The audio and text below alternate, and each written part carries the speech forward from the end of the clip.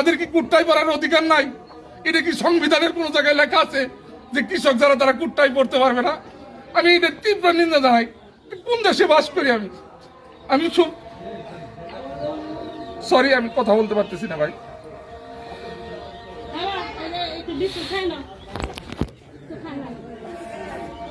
আজকে সারাটা দিন আমি মেশিনটাও চালাইতে পারি না। চৈত্র মাস, খেতে পানি না দিলে নানান সমস্যা, বিভিন্ন সমস্যার কারণে আমি মেশিনটাও চালাইতে পারি না। দেশবাসীর কাছে একটাই চাওয়া, আমার কোনটা ফেক বানানো ছবি আর কোনটা অরিজিনাল ছবি এটা সবাই চিনেন।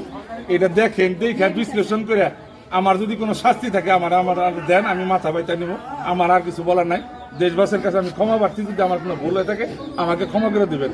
এই সাজিয়ে গুছিয়ে কথা বলা যদি অপরাধ হয়, শিষ্টাচার বজায় রেখে যদি কথা বলা অপরাধ হয়, তাহলে আমি বিশাল বড় অপরাধী।